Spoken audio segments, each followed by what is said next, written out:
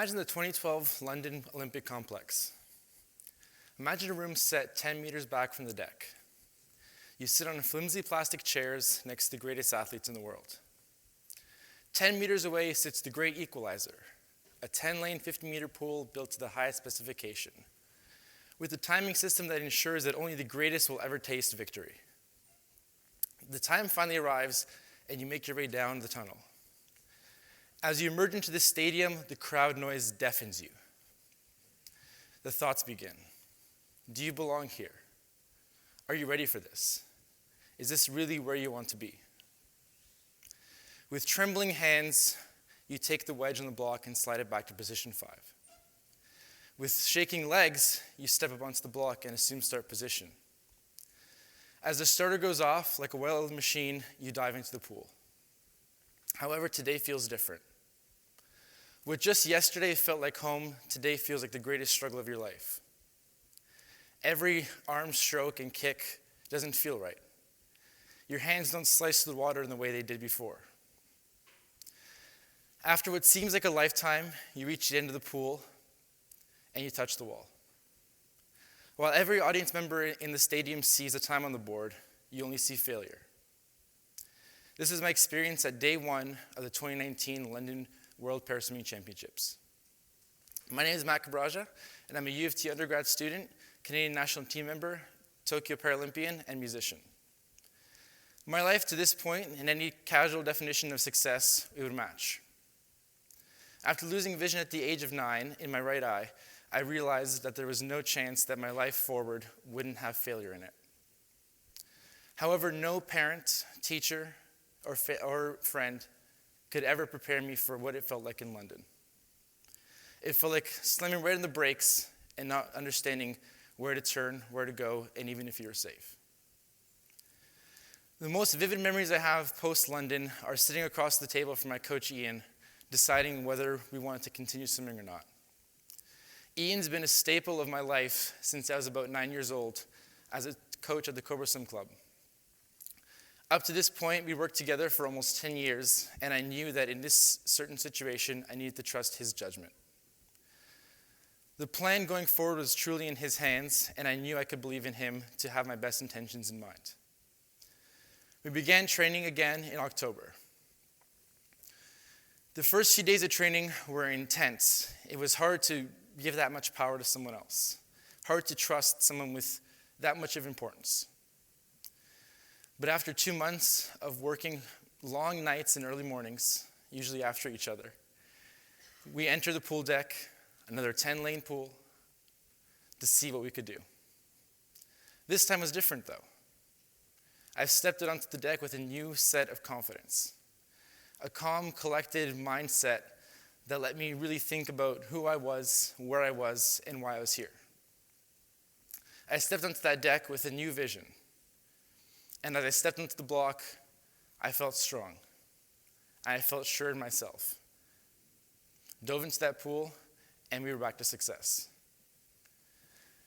I touched the wall, and the audience saw another time, and for this time, that time for me was a successful one. We had returned. But like all things in life, we can only control so much. And the greatest challenges present themselves in the things that we all can't control collectively. In March 2020, after the most successful provincial run to this date for us, COVID-19 took over the world. I can vividly remember getting texts from Ian reminding me that we had practice on Monday, and then immediately texting me saying there's no pools we can swim in. Again, we'd been brought back to step 1, a place we were quite familiar with. For 4 months, we couldn't touch a pool. And I came back out of shape and out of the right mindset to swim. It was again another time where I had to believe in Ian and believe in that he had the right process for me. Believe in that we still could achieve greatness. Believe that my Paralympic dream wasn't dead yet. After 7 months of grueling effort, we had returned back to our pre-pandemic speed. And in 2021, I was lucky enough to be named to Canada's Paralympic team that went to Tokyo. Tokyo in itself was a whole nother can of worms. I arrived into a massive village full of the world's top talent. You'd look left and see a world record holder, look right and see an Olympic medalist. It was a place where I wasn't sure if I really fit in. But as the days went by and as competition neared, I started to regain that calm sense in my mind. The confidence I knew that I had done everything up to this point to prepare myself. I had trained hard, and I had thought through all my race plans. In Tokyo, I finished in the top 5 in one of my races. And going into that race, I had the confidence to know that that was exactly where I needed to be. Failure is a tool, I believe, that we can use to truly better ourselves. It's an essential part of life. As much as breathing, as much as blinking your eyes, it's going to be there. There's a certain point where no one can prepare you for that failure. Where you find me in a hotel room in London, looking at the wall, puzzling why I couldn't swim fast. Or me sitting in front of a test, wondering why I couldn't answer the questions right. Failure is a learning process, and having a solid support team by your side is the crucial asset to making it out the other side. For me, my main person was always Ian. He always understood me in a way that no one else did, especially when it came to failure. He knew that I was the kind of person that wanted to move on from that single point of moment to a better plan. I can remember after any race where we had a little subpar result, we'd get out and say we're going back to the drawing board. And it was just a simple phrase that we'd use just to clear our minds and realize there's other things to focus on, and that this talk and this discussion can wait for later. Failure in itself is given the stigma of being a bad thing. However, I've learned that it's been one of the best places for me to grow as a person.